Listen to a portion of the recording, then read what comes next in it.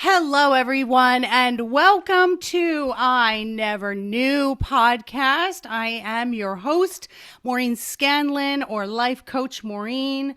I'm adding a little bit to the title. Haven't figured out the technology part to do it, but it's I never knew, but my dog knew. Because if you all know me, my dogs are my brand, they're my heart, they're everything. So that'll be coming forward.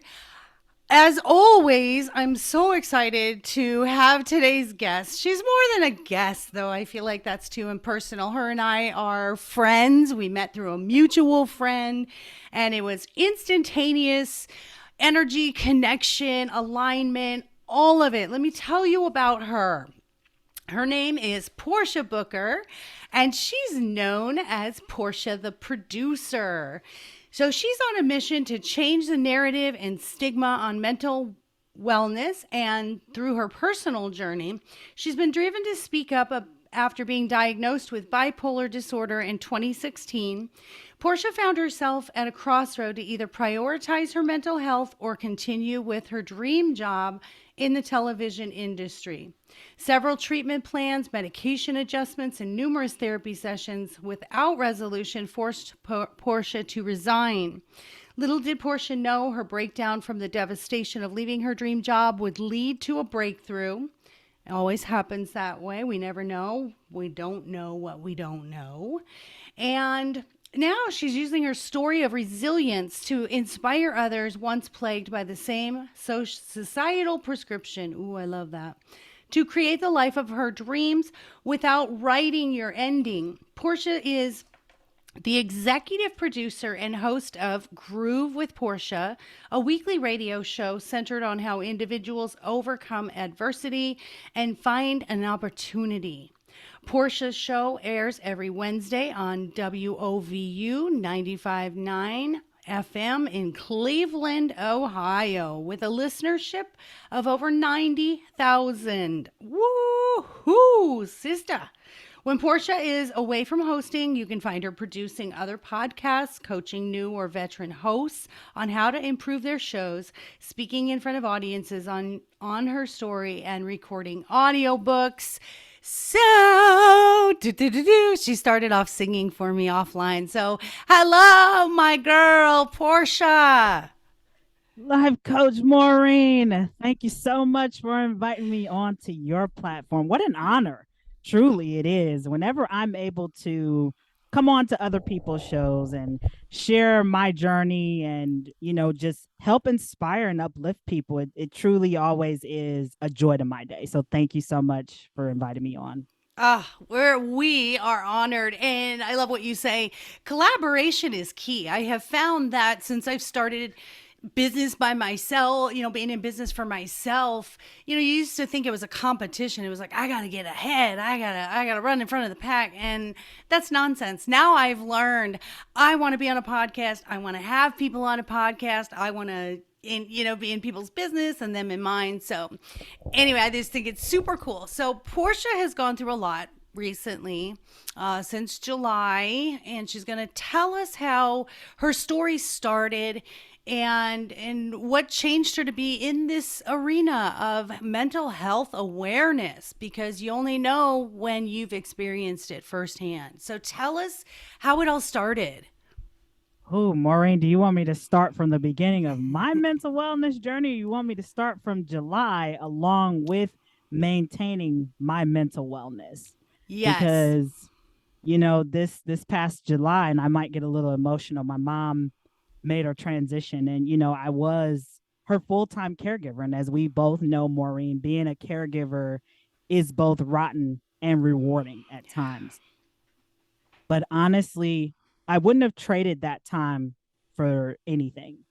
When I look back a year ago, I said a prayer to God. I said, God, give me 1 year with my mom, because I knew then that she was on that train of decline.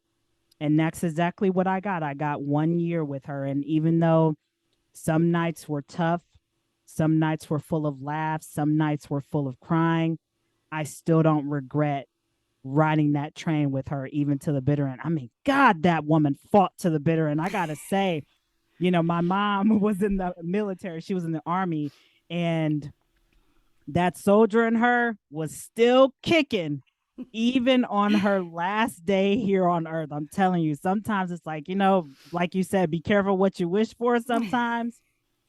And so just navigating now, by the time probably this conversation airs, it'll be 3 months that my mom has made her transition. And the grief journey has truly been one of a different caliber, to say.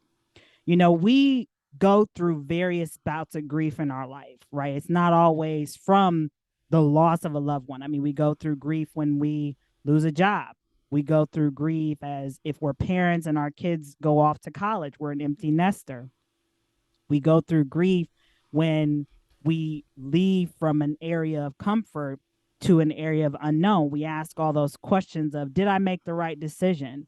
Should I have waited? All the things. So we go through that grief in all of these life events.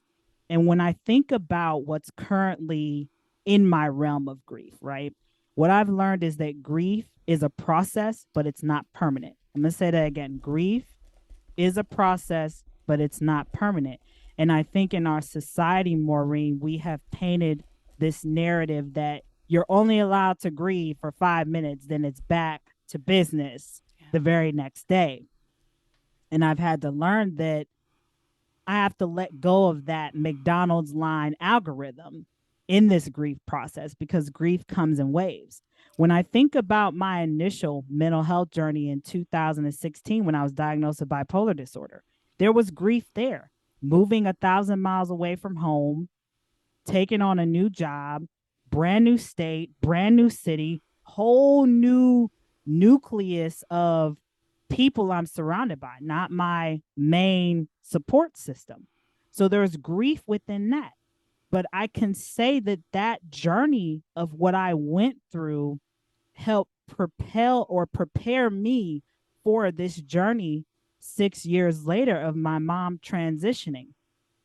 The difference this time, Maureen, is that literally, and I'm going to get emotional, the day after my mom transitioned, I remember coming out on the front porch. It was about 6 o'clock in the morning. And my mom always wore this pink robe. She wore this pink robe in the hospital, even when she transitioned. And I remember the sky was that same color pink of my mom's robe. And that made me realize right there that my mom is always with me, even though she's not physically here. But what that also told me was that, Portia, we can do hard things. We can. What if your mom's transition is for your transformation? And hence the birth of this audiobook that I've literally created around my grief journey, because what I want to do is I want to remove that stigma that is placed on grief, that everybody's so afraid to go through it that they end up imprisoning themselves within addictive behaviors. And I knew I didn't want to go through that again.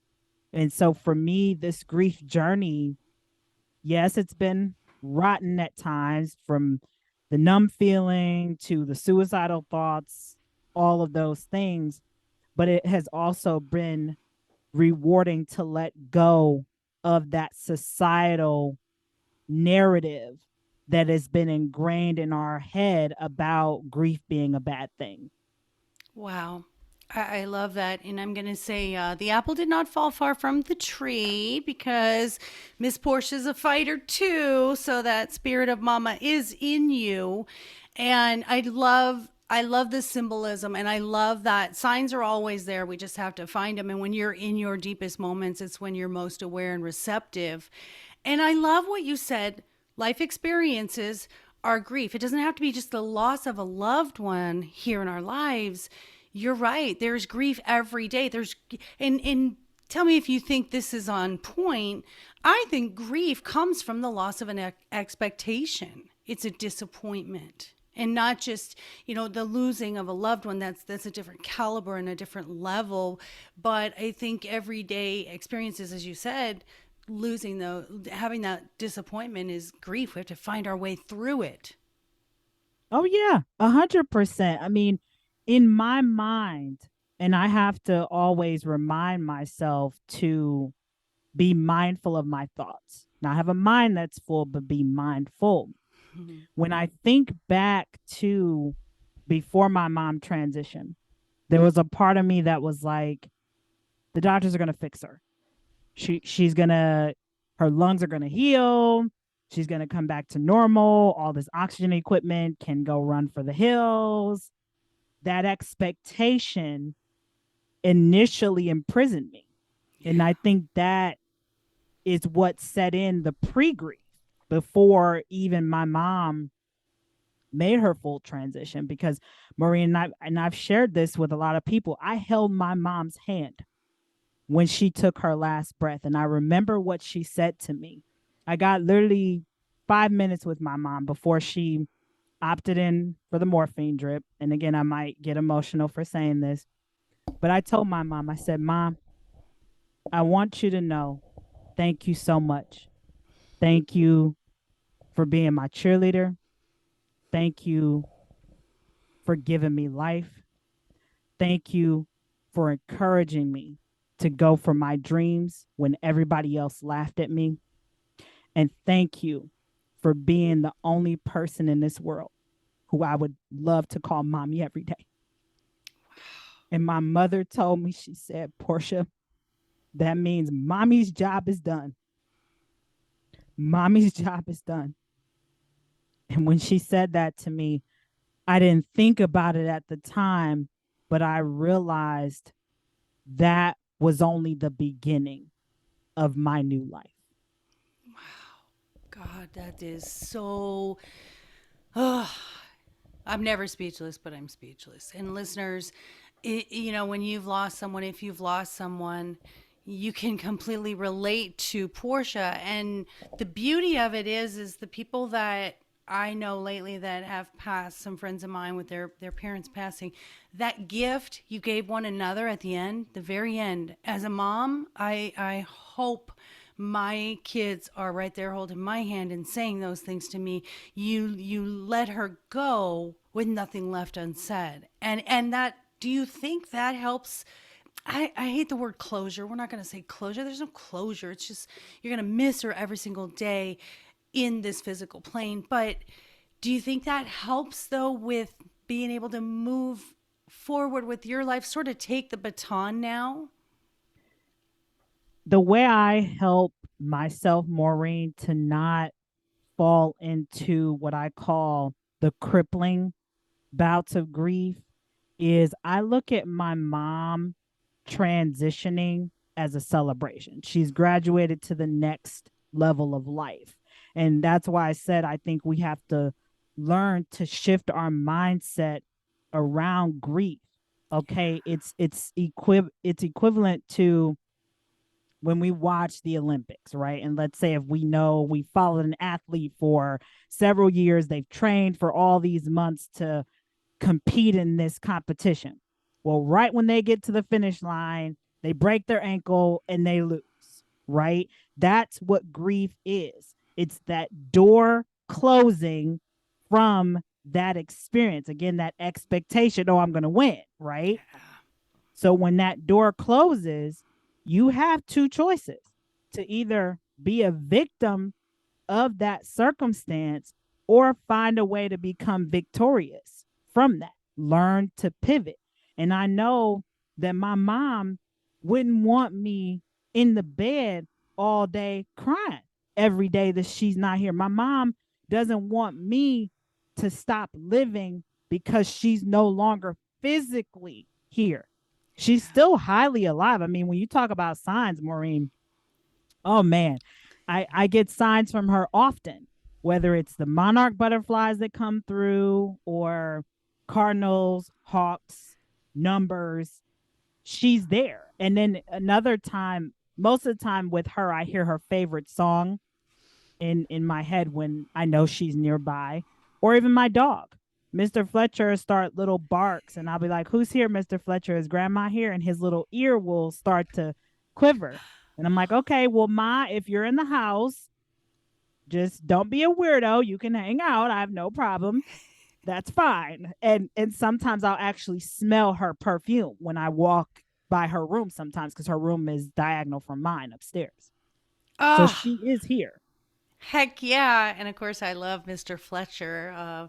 Mr. Fletcher is so aligned spiritually. So yeah, pay attention to Mr. Fletcher and he'll look in the corner or he'll look at the couch and it'll be like, what are you doing? Oh, mama's here.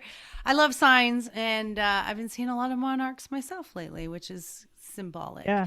I just absolutely love that. And what I like is that you're turning to the joy and to be able to speak with her and have that belief. It's so hard when people don't believe there's afterlife. I think that's, and everyone's entitled to that. A lot of people need that proof.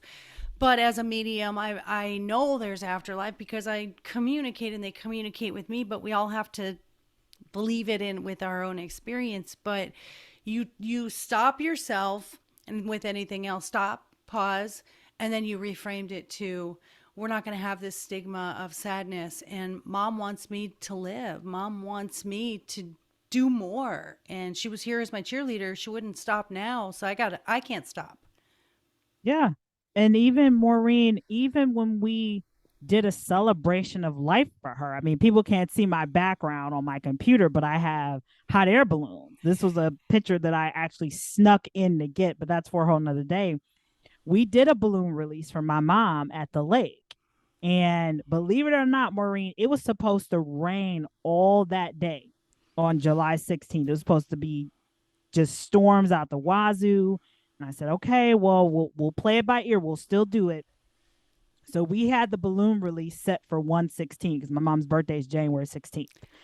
So we had the pink and purple balloons. Me and my brother each had a pink and purple, and then everybody else had one. And right when we released those balloons, the sun came out over the lake. And I knew it was my mom. And then to top it off, this stranger came up to me and said, "Hi, I took pictures for you. Can I send them to you?" Don't even know who this lady is from Eve. And she was sending, I gave her my number and everything. And she said, "By any chance, was that your mom?" And I said, "Yes, it was." And she said, "Oh, that's hard. I went through that 10 years ago." She said, "But while I was walking on the trail, my mom told me to take these pictures for you because she said someone might need them." I I have didn't even know this full lady. body chills, full body chills, full body chills. Oh, yes, yes, yes, yes. You know her. You know her. You're aligned with her in soul. You just didn't know her here on earth. And there are no coincidences, girl. And how beautiful to get it's like a third person perspective. You were two in the moment and in the emotion, and how the pictures turn out. Oh, she got pictures from the initial everybody letting go of their balloons all the way until they went over the lake. I mean, talk about breathtaking. And I even have a video on my Nikon that I took of the balloon release. And there's one on, on my Facebook too of the balloon release also. But man, That's I intense. was I was blown away. Like I didn't expect, again, you never expect that to occur, and just to have that somebody else recognize the beautiful person my mom is. Yes. Even moving forward, my mom definitely is love. She radiated in it. I mean, our mutual connect, Dawn, got to actually meet my mom. She got to talk to her on the phone and on Zoom. So she knew the person who she was. And even now, my mom truly is living forever through everybody who she touched in her life while she was here. People are still, Maureen, every blue moon in the mail, I still get a card or something from somebody. People who I haven't even met, people from all over the world have sent stuff to us in honor of my mom. Wow. You Yes. know, it's so you just never know. And see, that's the kind of impact I want to have and be remembered for. Right. When we're all afraid to me, a lot of people are afraid to die because of how they're going to die. But to me, if that's the legacy that's going to keep me living forever, I'll take it. Yes, yes. That's what I always say. What are they going to say at your funeral? Now, what I want to touch on is everybody handles like grief and other Mm-hmm. people's grief differently. What did you notice? Because I think when someone passes, I think we sort of get back into the don't sweat the small stuff. It's all small stuff when you have something that impactful in your life. What did you find? Either you decided, like, I don't have time for this anymore, I've got to clear this out, or that people just didn't know how to deal with the loss of your mom or deal with you with the loss of your mom? So I'll be honest with you, Maureen. This was the inspiration for the book that I'm releasing, Finding Grace Within Grief, Her Transition, My Transformation. What I continue to find, Maureen, is many different people, friends of my mom's, some family members too, their guilt was being unintentionally thrown on me. And every time I would have a conversation, just a general conversation of I'm checking in on you, how are you doing? The first thing that would come out of their mouth was, "Oh, it's such a great loss that your mom is gone. Oh, you'll never get over it. Oh, woe is me. Oh, this. I've known her for this amount of years." And I said, in my mind, I'm like, "Are you kidding me? You mean to tell me that this is the only boat that you can stay in right now, considering I'm her kid? You don't see me moaning and groaning every day that my mom is no longer here." I said, "Oh, no, no, no, no, no. We ain't about to have this. We are not about to have." Literally, I was fed up with all the people literally throwing their guilt on me, including my family. So I've had to a little bit distance myself from some family members. And I think they've also kind of done the same thing because, as we both know, grief is an independent journey. Every person handles grief differently. Grief, again, is a process, but it's not permanent. But unfortunately, our society only paints one picture on how to work through your grief. You have to go on that journey. You have to feel those emotions. You can't continue to stifle them and suppress them, because what's going to eventually happen is that suppression is like a ticking time bomb. It's eventually going to blow up, not in just your face, but you're going to bleed out on everybody else. And I knew I didn't want that for my life.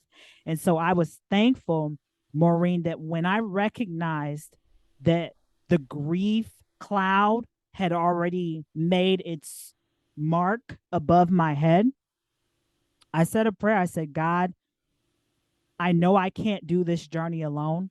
Send me help. Send me help." And sure enough, he answered me.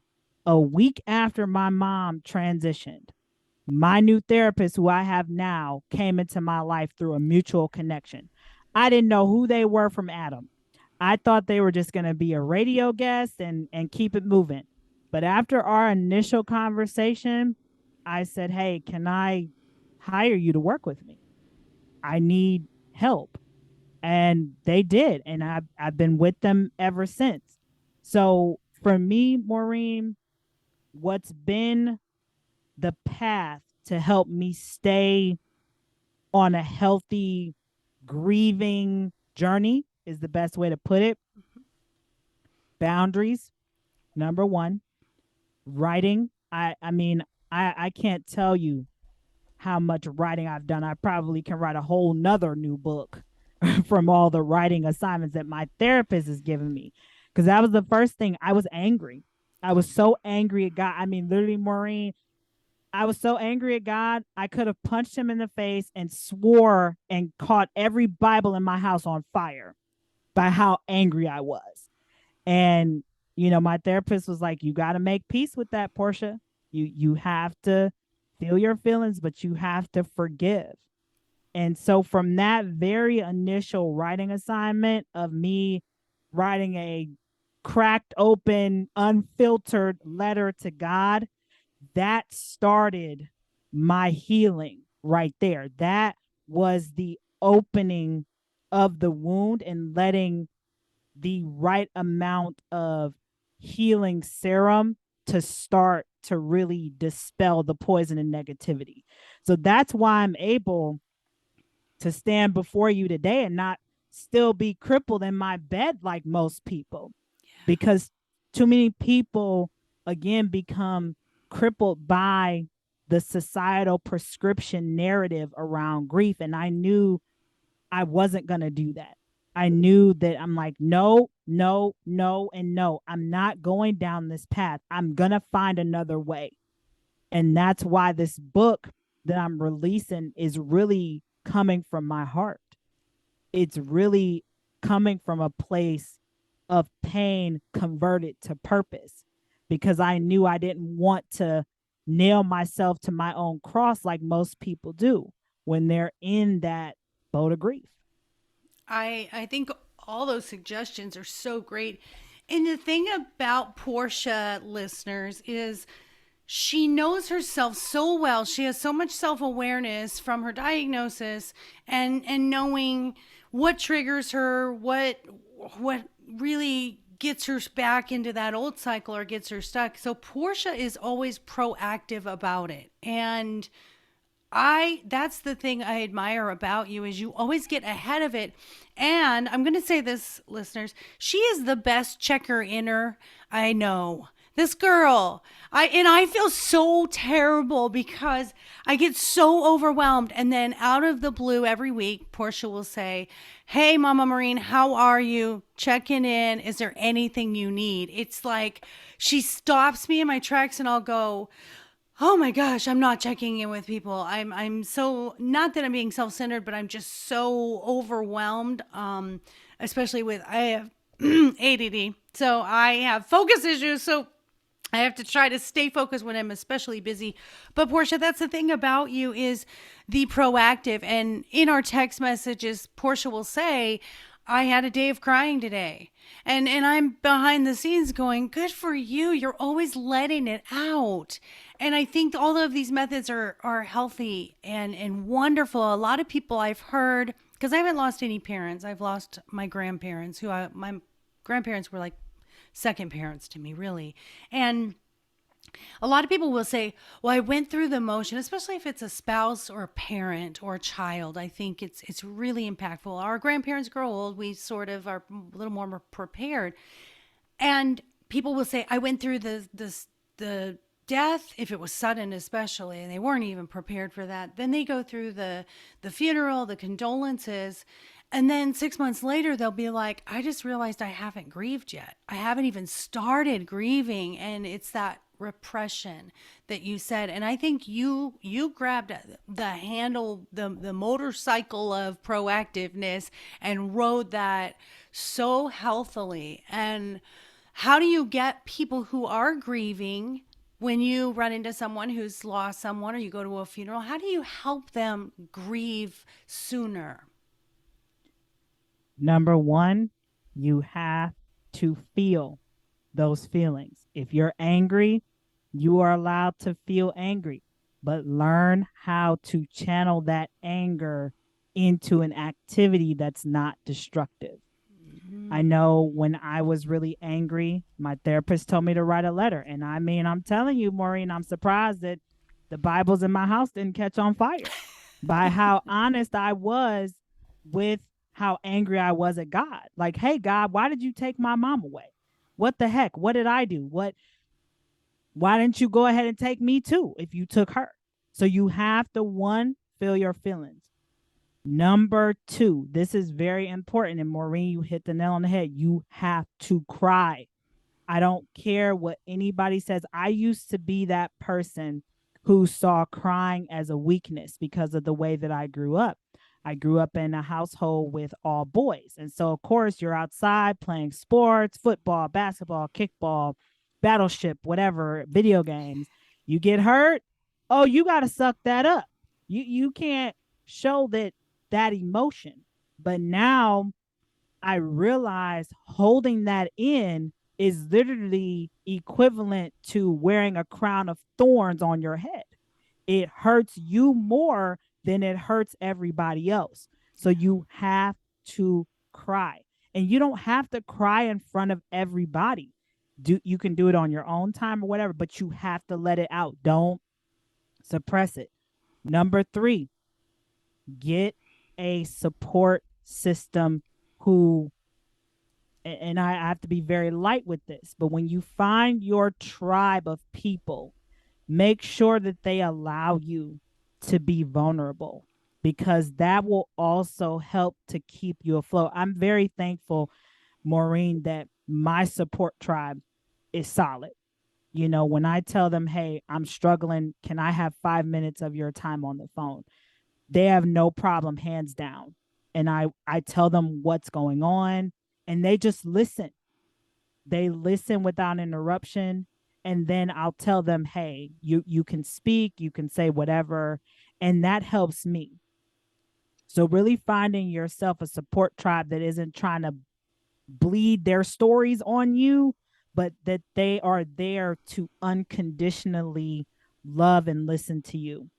Number 4, self-care. I gotta say it. You have to take care of yourself. And what does that look like? When you're in a state of grief, for me, for example, I live in the same house still where my mom resided. So I make it a point every day to leave the house for an hour. Get out of the house, whether it's for a drive, go to the lake, do an activity. Like I mentioned, I do wood burning projects. I work on different other artistic things. Sometimes I write poems, sometimes I write books. Do something that takes your mind off of that, or learn to convert those emotions into a creative channel, because that'll really help you. Obviously, make sure you're getting enough sleep, drink enough water.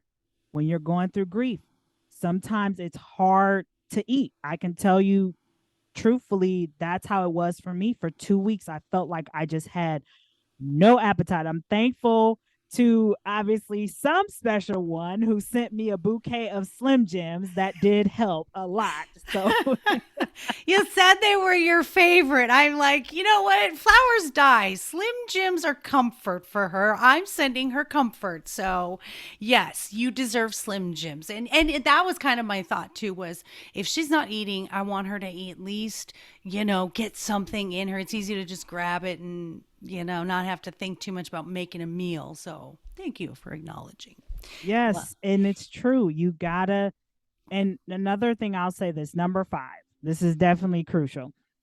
When people ask how they can support you, and I struggled with this for a minute, Maureen, let them know. Say, hey, can you buy me dinner tonight? I just can't find the strength to cook. If you have pets and you need someone to walk them, say, hey, can you come over and walk Charlie with me today?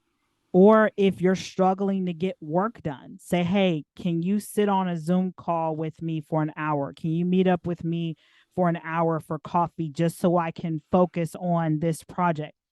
Tell them exactly what you need. Don't be ashamed, because people understand grief can be crippling. And I'm yes. here to tell you, it can be crippling, but it does not have to completely numb you to the point where you're literally nailing yourself to your own deathbed. It doesn't have to be that way. As long as you're open, be vulnerable, be a little vulnerable. That's okay. I've learned through this grief journey that my openness to be vulnerable has literally opened more doors for me than what I imagined. When I've told my coaches, I need you guys' help. I'm drowning in my emotions. Please help me. Help me to stay focused and be intentional. I need help with writing this script. I need help with working on this project or brainstorming, whatever it is. Be as clear and transparent as you can, whether it makes sense or not. And always, always, always make time for yourself too. Sometimes it can be too much being around people, their energy, their guilt. Take time for yourself. I was thankful Maureen, since my mom transitioned, I'm a big concert junkie. I'm a very big concert junkie. I've been to probably 7 or 8 concerts since my mom's transition. I've seen Evanescence in concert, Korn in concert. I got to meet my favorite singer of my favorite band. I got to meet Christina Shabi of Lacuna Coil. And this is how I realize what I'm doing with this book is going to be impactful. The fact that I told Christina that I could not come to their show in Italy because of my mom transitioning, you know what she did? She came up to me, gave me a hug. And, people from Europe are very affectionate. I didn't expect her to give me that big of a hug. She took both of my hands, kissed them, and put them across her heart. She said, I understand the journey that you're on. It's hard sometimes, but Portia, know that your mom is proud of you and keep going. Do everything in honor of her. And that made my day. And that really made me realize that no one, whether you're up there on the celebrity scale or anybody who's on the totem pole playing field like me and you, Maureen, is excluded from a grief journey. That's It's right. all about your mindset. It's all about you learning how to let go of a lot of what I call societal ingrained toxicity and embarking on your own narrative that you because I'm telling you, Maureen, when my mom, and it's weird for me to say this now, but when my mom transitioned, all of my childhood traumas resurfaced. And that's when I knew that I wanted to go through this journey differently. So I had to let go of some of those expectations that I held because my mom was still here, not being truly authentic to myself. I had to let that go and learn to embody the Portia who you see today. So I think grief is definitely worth it. There is purpose within that pain of loss. But again, it's that duality of life. If there's love, there's going to be pain. If there's loss, there's going to be, wins. So it's just finding that balance between the two. And that balance starts with gratitude. Yeah, yeah. When we're humans having human experiences, and doesn't matter how high or how low your success ladder looks, we're still all the same. I I know when I go to funerals, sometimes I don't know what to say. I feel deeply, but I don't know what to say. Can you give us maybe some do's and don'ts of what to say when someone has lost a loved one? And I know people are always well intentioned, but sometimes we stick our foot in our mouth. And so tell us some of the foot and mouth things not to say, and then tell us the things that brought you the most comfort that people did say to you. I'm going to start with the ones of don'ts. I know some people mean well, but personally, I got really irritated when people would say, your mom's in a better place. Well, truthfully, if she was in a better place, she'd still be here with me. So you are not allowed to say that she would be in a better place. Only I can. So that's number one of don't. Yes. Number two of don't. I would say, and I get everybody walks a different path of spirituality and religion. I personally would steer away from biblical quotes. I personally would, because there was a good friend of mine. They didn't realize that they offended me with this, but there's a quote, a biblical verse that says something on the lines of absent from the spirit, present with the Lord. Nope, doesn't bring me comfort. Again, that's the same of saying she's in a better place. If she was in a better place again, she'd be here with me. Those are my two. Another one I would say is I'm sorry for your loss. I'm somebody who is very intentional with every word that I say, every person who I engage with. Really take a moment to tell this person how you feel for them. You can say, my heart hurts for you. I'm here if you need somebody to listen. I would rather hear I'm here if you need somebody to listen instead of I'm sorry, Because truthfully, what are you sorry for? You weren't the cause of my loved one making their transition from here. Yeah. Yeah. Same thing with my condolences. So I really suggest for people to be intentional with their word choice when somebody is in a state of grief.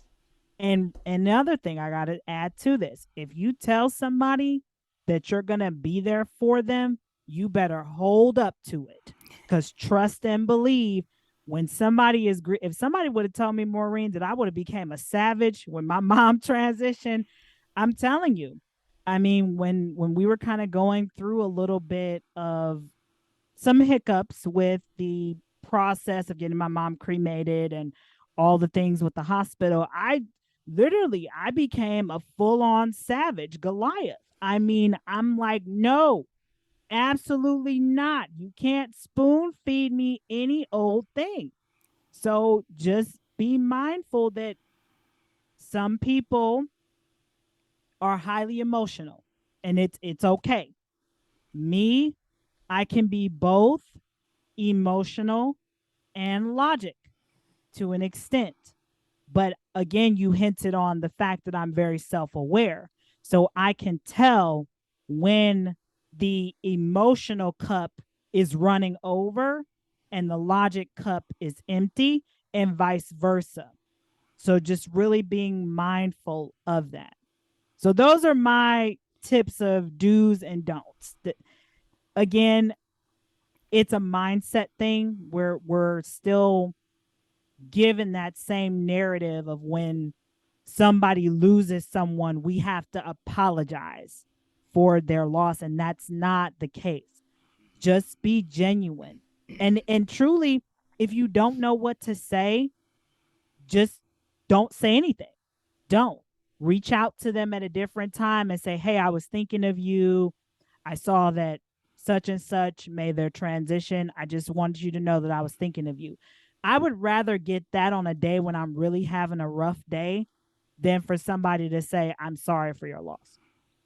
Oh, I love that. I love that. And there's no, you wouldn't be offended when someone doesn't respond? I wouldn't be offended. No, because again, some people tend to retreat when someone is in a state of grief. And I've had people tell me this, well, I saw that you were going through this. I didn't want to intrude. No, you can say whatever it is.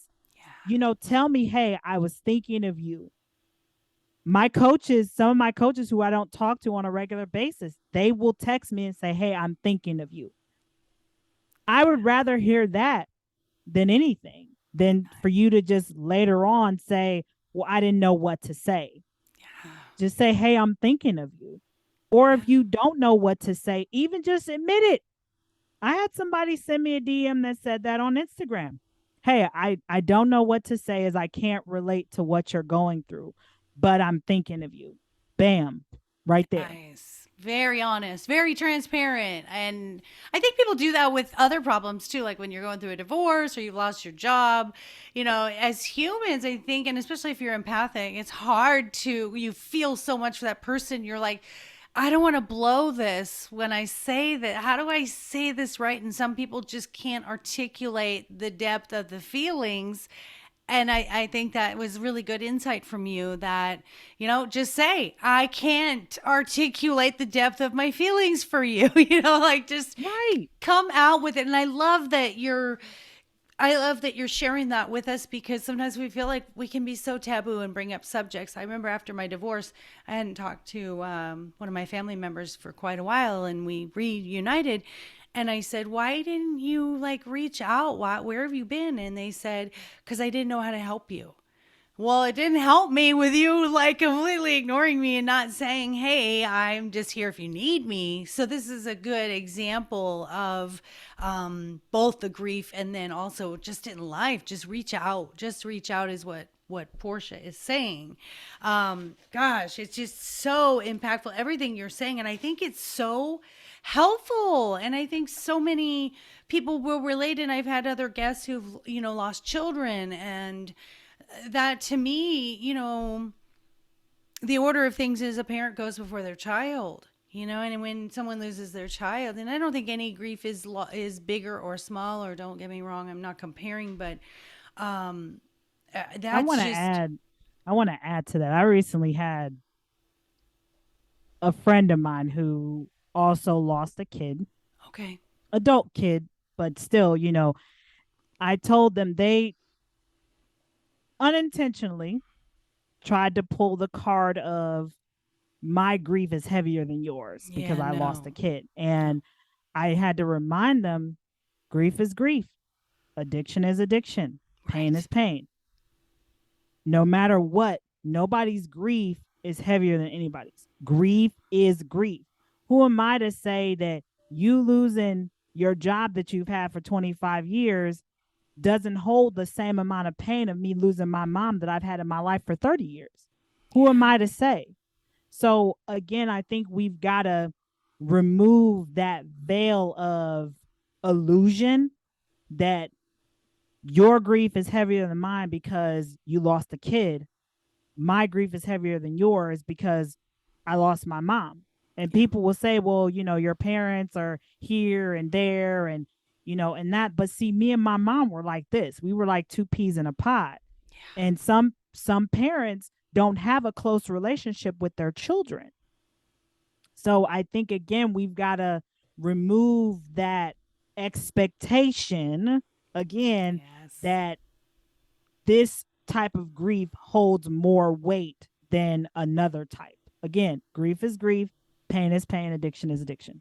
Thank you for clarifying that. And I know from doing this podcast, and I'm on, now episode 41, everybody talks about their story. And that's the thing is I wanted this variety of guests who've been through it all. And I never have a guest that comes on and I'm like, oh, well, this guest's, trauma is a lot less than this guest trauma. It's same thing with losing someone. It trauma is trauma, and that experience is painful to that person. Your grief with your mom is your experience. Someone who's been estranged from their mom for 30 years, maybe it's not as impactful. Maybe someone, that doesn't have children can't understand the grief of losing a child. So it's this human aspect that we need to really stop judging one another and competing for whose pain is bigger. Like, let's just love. Let's just say, I love you, this hurts you, I'm here for you. Bottom line. That's simple. In a nutshell, Maureen, literally. My pain, my sympathy, whatever. I hurt with you. I can't relate all the way, but just know I'm here and I'm genuinely here. And if you're not, just say my heart is with you. Yeah. Simple. Don't go Yeah. on this long monologue, drunken tangent. No, no, no, no, no. Ain't buying that. Uh-uh. Don't give me your drunken tangents about my grief. So, as we wrap up, now that you're on the other side, you know, the whole thing is I never knew. And I think how different our perspectives are on one side. And then when we get through that experience, what now did you never know that you either are stronger now that you've made it through, or you just had an unawareness of that you're aware that you can give to others? I never knew that going through grief is a process that is for our greatest good Wow. Grief. because you're letting go of the expectation, the ideologies that you've been spoon fed all your life about how grief is supposed to look. But truly, grief is for our benefit, it's not for a deficit or a bad thing. Grief is truly for our benefit because if we don't go through grief, how will we learn to convert our pain into purpose?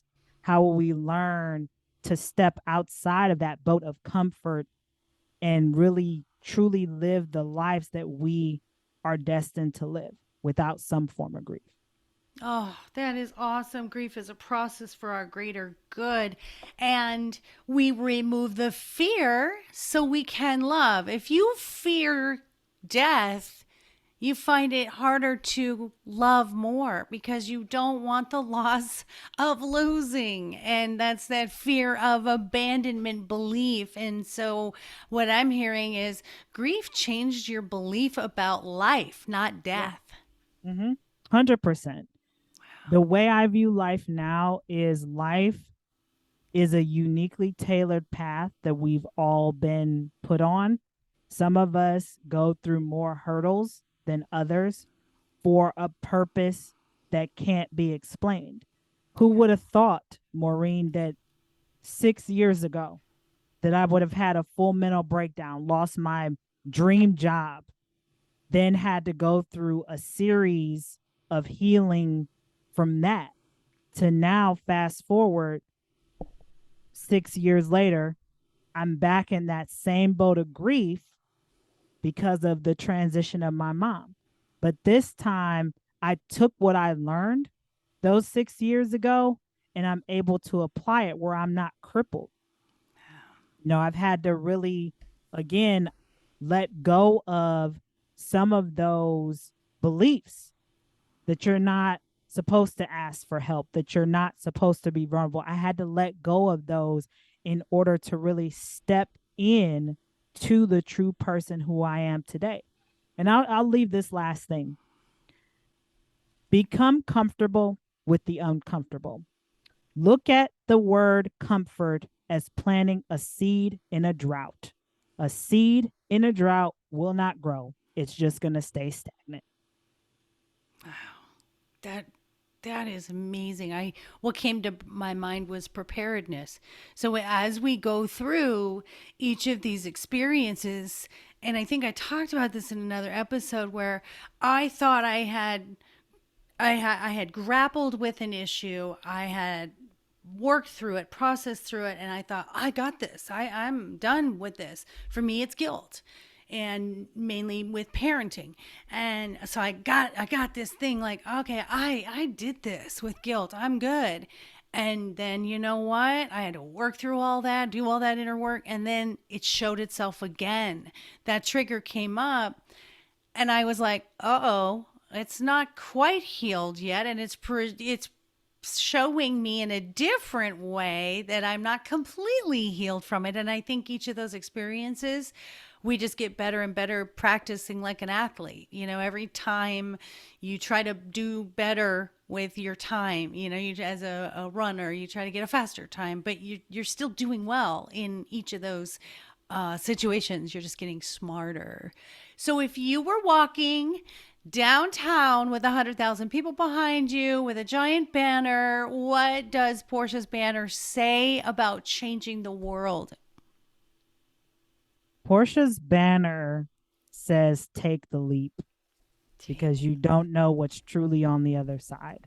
And your story is not for you. Your story of overcoming is somebody else's blueprint to stop the cemetery from becoming richer. Your story is not for you. Oh, I love that. So, you're working on your book. Where would you like people to find you? Where can they go if they want to just reach out and say, "Hey, Portia, I'm struggling. I heard your episode on I Never Knew, and I what do I do with this?" Where can they find you? You can find me on Instagram at Portia_hugs, HUGS. And from there, you can find me on Facebook, Portia Booker, LinkedIn, Portia Booker. I mean, if you just Google my name, Portia Booker, you will find Grew with Portia. You'll find my YouTube channel. You'll find all of those things. If you just Google Portia Booker, literally. Fabulous. She's everywhere. She's a rock star. And to close it up, as you gave us the most wonderful steps of setting boundaries, writing, channeling your feelings, crying, finding a support system, doing self care, and don't be afraid to ask, what is your shameless self indulgence? And this can be something like Slim Jims, something that's fun and just is that little tiny thing that says, I got to do this for me today. Ooh, so I have a couple. One of the things that I will do is I do wood burning projects. I make them from scratch. Another thing is when I'm just like lounging in bed, I am one of those people. Yes, I might get hate mail for this. I do watch pimple popping videos because I love them. Oh my gosh, no. No, no, no, no, no, no, no, no, no, no, no, no, no, no, no. I can't. It's the one thing.